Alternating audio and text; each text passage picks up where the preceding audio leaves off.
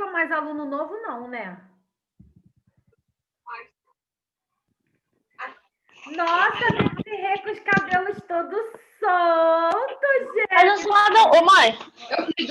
Faz a salada, eu faço tomate, mano, mas não fazer. Ficou mudada. Deu uma Quando estiver mudada. fazendo, me chama. Mas Aí essa faz. professora é fuxiqueira, né? Ela observa o Ó. mesmo. Essa aqui que é a professora. Eu acho que eu vou ter tomado 3 copos de energético. Ó. Tá na peneira. Eu. Alguém falou que a professora tomou copo energético aí? Eduardo tá dizendo isso? Falando que eu sou ligado nos 20? É isso? Lembrei aquela hora. Lembrei na hora, eu fui lá. Tá, mãe, mas Ainda ele não voltou. Que volta, ela ficou esperando todo mundo. A gente entrando ainda. Wagner Eduardo ingressou. Grazi ingressou. Tem gente entrando. Quando vai cidade alguém. Ninguém imaginava que tinha. Gente, não entrou por quê? Vou só silenciar aqui, tá, gente? Agora está ocupado aí, eu podia ligar para ele. Fui trazer o menino, vou tomar um remédio.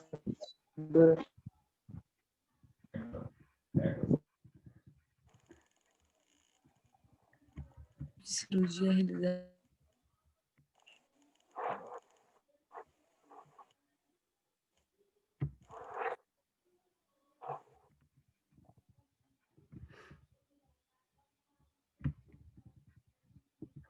Estão me ouvindo?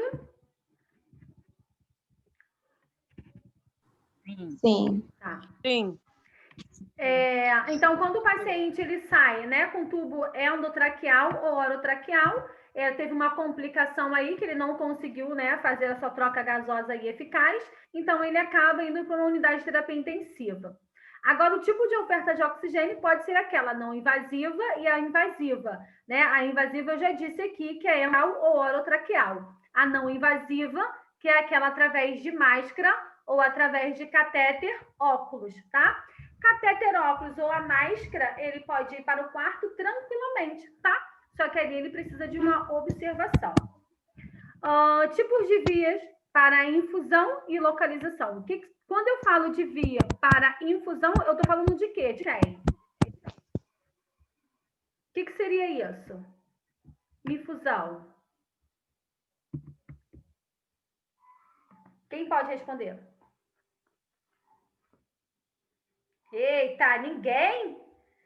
Administração do medicamento? Acesso, isso. É administração de medicamento, mas eu preciso saber aonde é que está localizado. Ele não é administrado por via oral, e sim por via endovenosa periférica. Então, pode ser que esteja no dorso, pode ser que esteja na braquial, pode ser que esteja na jugular. Então, eu preciso saber a via de infusão que está sendo administrada aquela medicação, como é que esse paciente saiu e a localização do acesso venoso periférico, tá? Foi? Foi, professora. Bom, para esse paciente ele ir para o quarto, ele precisa estar o quê? Hemodinamicamente estável. Se algum desse estado dele tiver prejudicado, esse paciente ele vai ficar monitorado em observação até os seus níveis, né, estiverem estáveis, para ele poder estar sendo encaminhado para o quarto. Cuidados na sala de RPA pós-anestésica. Os sinais estejam estáveis por pelo menos 30 minutos dentro dos limites normais. Então, o que seria os valores hemodinâmicos? Então, o quadro respiratório dele ok, circulatório ok, pulso ok, temperatura ok, saturação ok. Quando todos esses parâmetros estiverem ok, aí sim, esse paciente ele é encaminhado para o quarto. Entenderam? Sim, não, talvez? Sim, professora. Os reflexos já tenham retornado ao normal, o paciente não esteja mais sob efeito anestésico, segurança do paciente. Alguns pacientes, né, acabam tendo o efeito aí do pós-anestésico, que são dos anestésicos, né, administrado durante o procedimento cirúrgico. Às vezes tem alguns pacientes que eles acabam tendo um efeito aí, não é efeito rebote, né? É uma ação da medicação, né? Uma ação adversa, que esse paciente ele acaba ficando muito agitado, muito bem, que às vezes ele parece até um polvo. Então, quando a gente vai transportar o paciente da sala de RPA para o quarto, ele também precisa ir em maca, mas a gente precisa tomar cuidado porque as grades, elas precisam estar sempre o quê? Elevadas, porque se o paciente ele virar, ele vai cair. Então, essas grades, elas precisam estar sempre o quê? Suspensas, tá ok? Complicações no pós-operatório, né? Quais são as complicações que podem acontecer? Então, a complicação no pós-operatório são riscos inerentes. Inerentes significa complicações, algo que pode acontecer, tá? Nos procedimentos cirúrgicos. Complicações no pós-operatório são riscos inerentes nos procedimentos cirúrgicos. Inerente significa complicações. É aquilo que pode ocorrer. A gente não espera que vai acontecer, tá? Essas complicações podem interferir no resultado esperado da cirurgia e estender a sua hospitalização do paciente e seu tempo de convalescença, né? É o tempo de permanência. Então, se esse paciente ele tem aí uma complicação, se estava determinado dele ir embora no dia seguinte, ele não vai. Ele vai permanecer mais tempo na unidade hospitalar. Então, o seu tempo de convalescência vai o quê? Vai perdurar por conta da complicação, tá? É fundamental o enfermeiro tentar prevenir as complicações e reconhecer os sinais e sintomas imediatamente. Então, o que acontece? Né? Quando o paciente ele acaba tendo essa complicação, né, dentro de uma sala de RPA, um dos maiores fatores, né, que o paciente ele pode ter como complicação, né, é a troca gasosa aí ineficaz.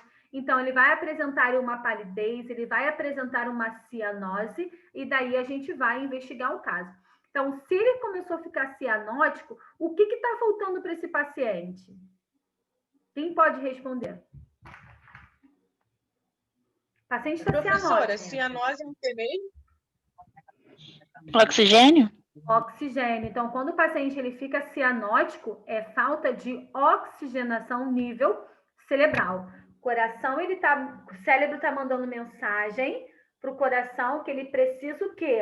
Bombear. Onde é feita a hematose? Nos alvéolos pulmonares. Nos meus alvéolos pulmonares é onde é feito a hematose, tá? E manda sangue oxigenado ou não? Sim, professora, oxigenado. Onde manda sangue oxigenado para todo o meu corpo. E cérebro, ele precisa ser o quê? Oxigenado. A partir do momento em que minha troca gasosa ela não está eficaz, automaticamente o paciente ele vai apresentar uma cianose, tá? Se está com cianose, eu vou ofertar o que para esse paciente? Porra, já dei resposta. Poderia fazer até um coral, né? Oxigênio. Boa. Então, vamos lá. Até quantos litros por minuto eu posso ofertar oxigênio para o meu paciente que nós temos respaldo? 3. Boa, Cleide. Até 3 litros. Nunca mais esqueço disso. Nem eu nunca mais esqueço disso. Eu sou orgulhosa. Eu vou dar parabéns para essa professora. Vou dar uma estrelinha para ela. Adoro quando vocês respondem o que eu dei. Putz, fala. Quem estava falando? Ô, professora. Oi. Eu, Fernanda. Fala, Nessa Fê. questão aí da prova, eu chutei, porque eu não lembro dessa explicação ou exemplo de nada, não. Mas faz comigo não. Eu Fez tive que lá chutar. em Juro, eu não Perdeu a estrelinha, mulher. professora. Não lembro. Mulher. Eu tive que chutar e errei ainda. Eu falei lá. Foi na aula do dia 7 de Não. setembro. Eu lembro que a senhora falou. Professora, deixa eu te fazer uma pergunta. Fala. Quem entrou agora não teve essas aulas. Essas coisas que passaram, vai cair nessa prova? Não, só vai cair aqui, clínica cirúrgica, mais nada, tá? Pode ficar tranquila. Ah, entendi. É porque o que acontece? Eu tenho uma mania muito feia de ficar puxando as coisas lá do fundo, sabe? né? Para poder ativar a memória RAM desses alunos que já fizeram conteúdo, entendeu? É só por isso. Mas, Eduarda, quando você for fazer fundamentos de enfermagem, eu vou ter certeza que em algum momento nas minhas aulas você também ouviu isso. Pode ficar tranquila. Quando eu falar oxigenoterapia, você já sabe que é 3 litros por minuto. Obrigada. Nada, filha. Então, vamos lá. Entenderam as complicações? O que eu tenho que fazer para poder ajudar meu paciente? Para ele poder não piorar? Sim? Não? Talvez? Sim. Sim. Tá, então vamos. Sim, professora. Bom, prevenindo, reconhecendo as complicações no pós-operatório. Monitorar sinais vitais, temperatura, né, que acho que é a mesma coisa, pulso, expiração e níveis de consciência. Se está faltando oxigenação, esse paciente ele vai ficar desorientado, tá? Não tem jeito. Proporcionar medidas para estimular a circulação dos membros inferiores para a compressão inferiores, como compressão pneumática, faixas elásticas, deambulação precoce e avaliar a sensibilidade dolorosa. Bom, vamos lá. A proporcionar medida para estimular a circulação dos membros inferiores, quem vai determinar se o paciente ele vai deambular, se é para poder fazer massagem ou não, é o médico cirurgião. É ele que vai determinar, tá? Então, quando coloca essa compressão pneumática, geralmente são aquelas pessoas que fazem a aplicação de varizes, tá? Então, a faixa elástica é a mesma coisa, que fica igual Falei para vocês lá em Fundamentos de Enfermagem sobre bandagem, lembram? Sim, lembram perfeitamente. Isso, tá? Certificar-se que o paciente está urinando regularmente, tá? Algumas medicações que são administradas, né, durante o procedimento cirúrgico, ele vai acontecer o quê? Essa retenção urinária. Então, é importantíssimo que o paciente, antes de ir embora, a gente precisa saber se esse paciente está urinando ou não, tá? Paciente, antes de ir embora, ele precisa urinar, tá? Independente de procedimento cirúrgico. Claro que alguns procedimentos cirúrgicos, quando a gente fala de intestino, ele precisa evacuar. Mas, em si, esse paciente, pelo menos, ele precisa urinar pelo menos nas 12 horas, tá? Antes da gente, né, passar o nosso plantão para o colega, a gente precisa sinalizar se esse paciente ele urinou ou não, tá? Observar a lesão quanto a drenagem, odor, edema, rubor, que pode indicar infecções. Bom, eu só posso dizer que ele está fazendo um quadro infeccioso no meu pós-operatório imediato. A partir de que momento que eu classifico que meu paciente ele é um pós-operatório imediato mesmo? Depois de quanto tempo? A prova é logo semana que vem, hein? Minutos, professora. Quanto? 30 minutos. Claro que não. Não? Não. Então, Pós-operatório imediato. Quanto tempo depois? Que eu classifico ele um pós-operatório imediato. Vai, Ju, pega a cola aí.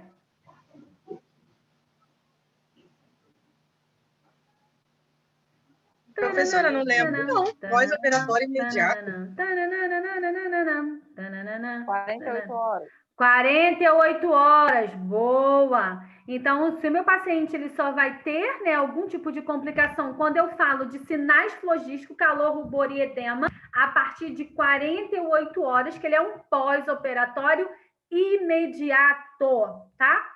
Avaliar o estado pulmonar, incluindo esforço respiratório e nível de oxigenação. Ele vai estar, né, monitorado lá no meu pós-operatório com oxímetro de pulso e ali eu vou estar identificando.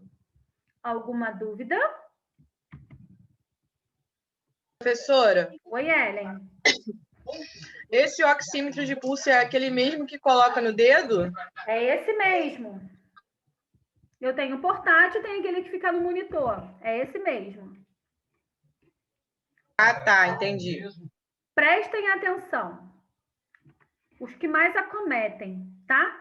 Então, ó, que tipo de complicações podem ocorrer no pós-operatório imediato. IPC pra caralho aqui, tá?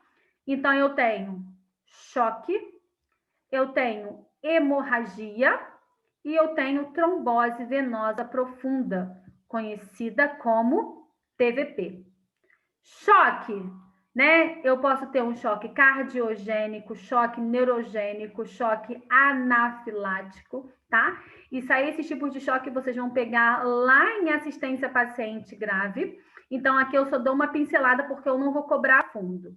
Bom, sobre as complicações que podem ocorrer num pós-operatório, então eu tenho choque, tá? Lembrando que eu tenho diversos tipos de choque. Choque anafilático, choque neurogênico, choque cardiogênico, choque séptico, tá? Então, eu tenho diversos tipos de choque.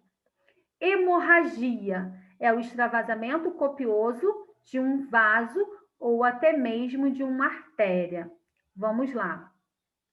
Quando eu tenho... deixa eu só ler ali, lá em cima logo o choque para poder finalizar. Choque é uma resposta do corpo com uma diminuição de volume de sangue circulante. Quando eu falo que eu tenho uma diminuição de volume de sangue, ele pode ser um choque hipovolêmico, tá? Eu tenho perda de volume. Tudo que é hipo é pouco. Tudo que fala de volemia, volume, líquido, tá tendo perda, tá? Diminuição do volume do sangue circulante. Ele pode desenvolver um choque hipovolêmico, tá? É a perfusão tecidual estar comprometida, que pode levar a uma hipoxemia celular e morte. O que seria mesmo uma hipoxemia ou hipóxia? Não sei não, professora.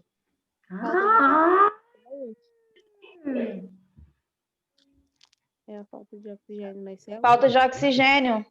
Alguém sussurrou baixinho aí que eu ouvi também, além da Juliana. Falta de oxigenação, nível cerebral. Hipóxia, hipoxemia, tá? Hemorragia. Vamos lá. Hemorragia, ela pode ser de artéria ou ela pode ser de vasos. Como é que eu sei quando é uma e quando é outra? Eu olhei assim, pá! Tá tendo um extravasamento de sangue. Pô, aquilo ali aquilo ali é. Quais são os tipos? Pela cor. Quando um acho que é jato e o outro é sangue contínuo, não é isso? Isso, Andressa, mas existe uma diferenciação da coloração. Sangue vivo. Oi? Fala, Eliezer. A artéria tem um sangue vivo, que é o sangue limpo, que sai direto do coração.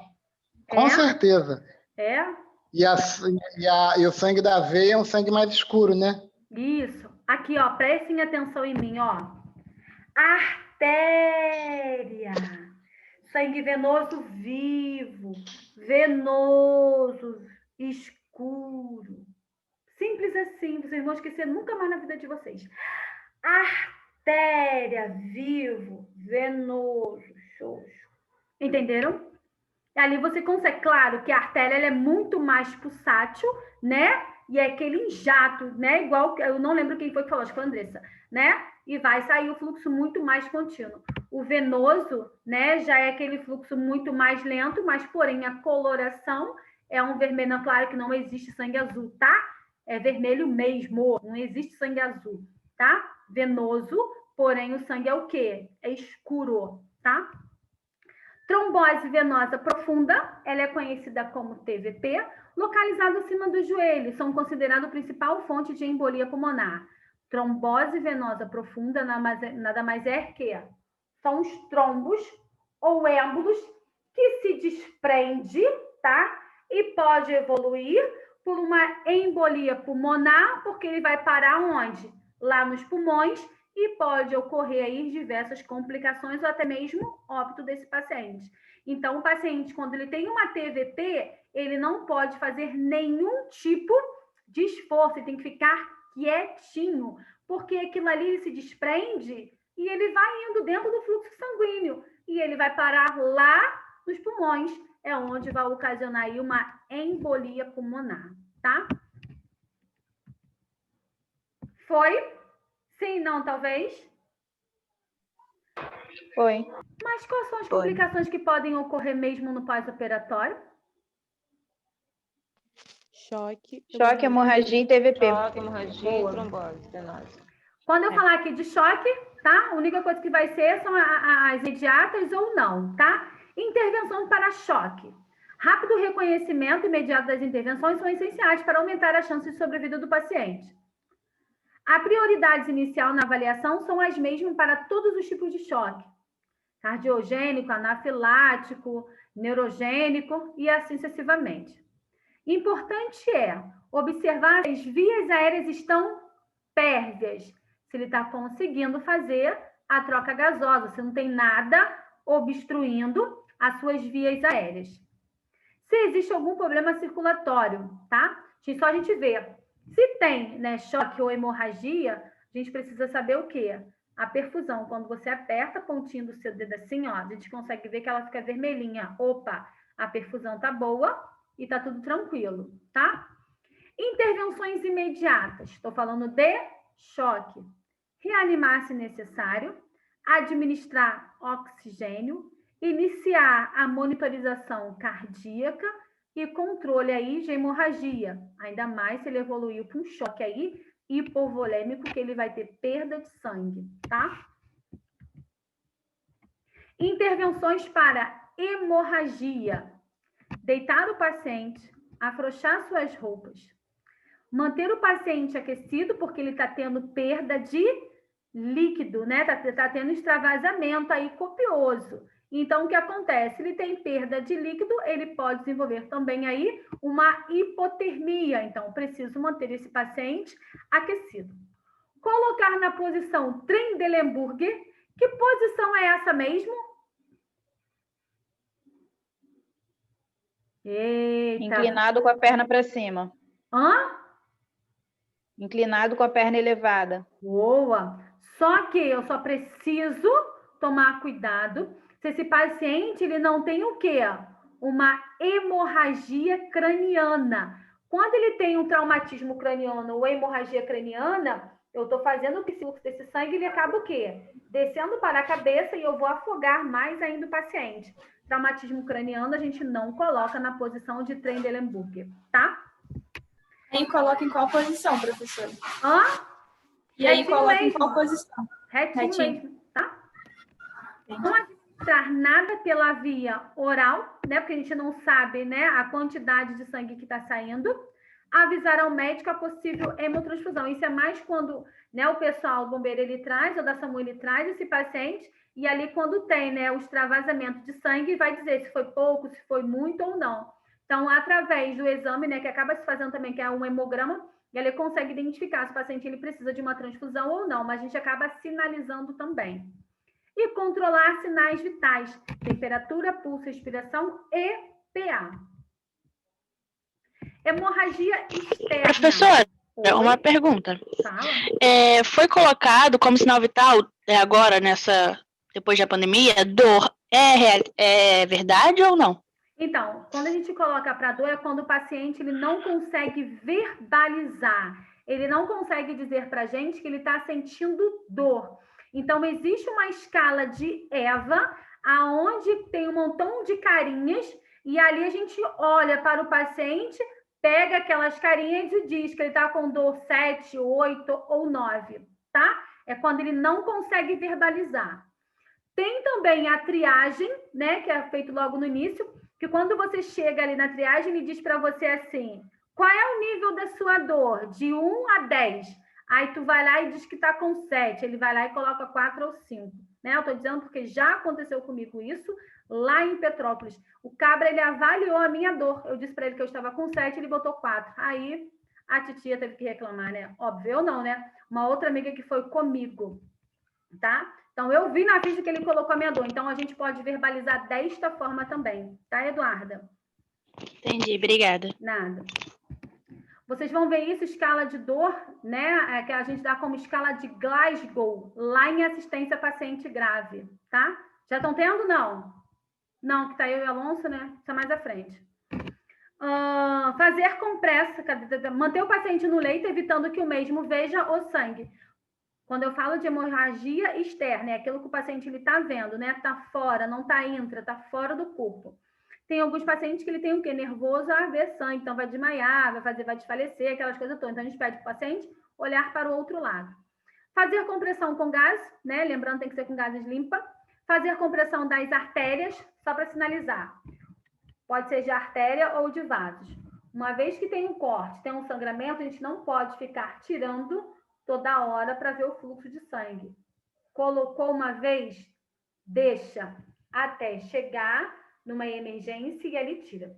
Toda vez que você tira o quê? Aquela coagulação, né? Para poder diminuir o fluxo de sangue. Então, você tira aquilo ali, começa a sangrar mais ainda. Então, pressionou, claro, não pode garrotear, né? Porque senão vai ter fluxo sanguíneo, tá? Então, pressionou um pouquinho, leva para emergência. Só evitem de ficar tirando toda hora, tá? Professora, Oi? isso vale para quem faz hemodiálise também? Vale. Porque às vezes acontece de vazar. Aí, se vazar, então a gente pressiona e segura por um tempo. Pode pressionar durante 1 minutinho, né? Porque através do acesso, né? Pode pressionar pelo menos 1 ou 2 minutinhos, tá? Ok. Se tiver fragilidade capilar, isso que é o ruim. Acaba ficando com hematoma, né? Porque tem um extravasamento, tá? Uhum. Mas pode pressionar. Coloca um band-aidzinho, uma gazezinha com um microporezinho, tá? Tá. Sem problema nenhum. Tá. Controlar, aquecer o paciente, né? Porque ele está tendo aí uma hemorragia, então ele pode desenvolver uma hipotermia. Controle de sinais vitais, temperatura, pulso, respiração, tá? IPA. Se o sangramento for em boca ou nariz, realizar a aspiração e lateralizar o paciente. Quando você deixa, né? Ele tem um extravasamento sobre vias aéreas, se você deixa, né? Ele de barriga para cima, o que vai acontecer? Ele pode broncoaspirar com aquele acúmulo de líquido. Então, é lateralizar o paciente, tá? Intervenção para TVP, trombose venosa profunda. Hidratar adequadamente o paciente no pós-operatório para prevenir hemoconcentração. Estimular exercício com as pernas e deambulação o mais precoce que o cirurgião permitir. É ele que vai determinar se o paciente ele vai fazer deambulação ou não, tá? O que é deambulação? É isso aí mesmo. Andar. Isso, andar, tá? Evitar massagear a panturrilha e a coxa, porque dependendo de onde esteja, quando você faz essa massagem, vai fazer com que ele se desprenda. Então, não pode massagear, tá? Evitar dispositivo de contenção, como faixas apertadas, que podem contrair e comprometer a circulação. Orientar o paciente para não ficar muito tempo em pé ou sentado, a mesma posição por um período prolongado. Nem cruzar as pernas quando estiver sentado. Quando você cruza, você pressiona. Então, ele vai se sentir incomodado, ele vai fazer o quê? Vai se desprender, tá? Foi. Calma aí que não acabou, não. O que eu fiz?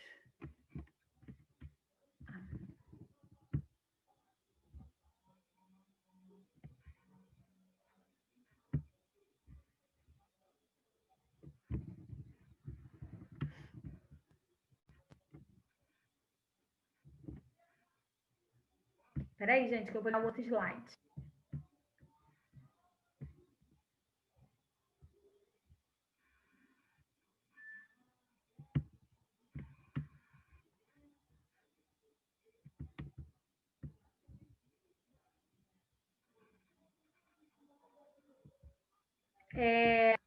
Hipoxemia.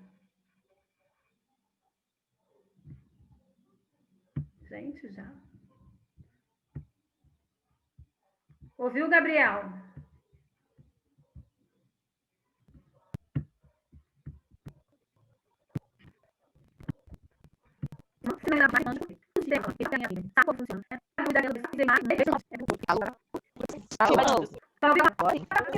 Oi? Ai, meu Deus, ela vai ter que... Legal, agora. Ainda tá...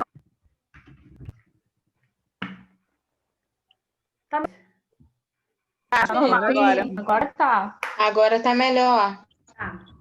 Então, o que acontece? Vocês já pegaram lá em anatomia, então agora começa a parte de procedimento cirúrgico e cuidados de enfermagem. Pegou pesado, hein, professora?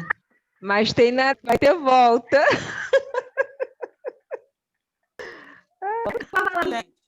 Do determinado sistema e o procedimento cirúrgico em si. Claro, a gente não vai falar de todas as doenças, eu só falo do sistema e quais são os cuidados que a gente precisa ter na enfermagem, tá bom? É assim que vai funcionar daqui para frente, tá?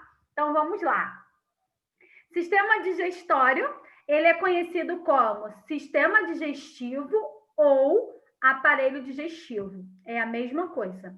Nada mais é que é formado por um conjunto de órgãos cuja função é transformar os alimentos por meio de processo mecânico e químico.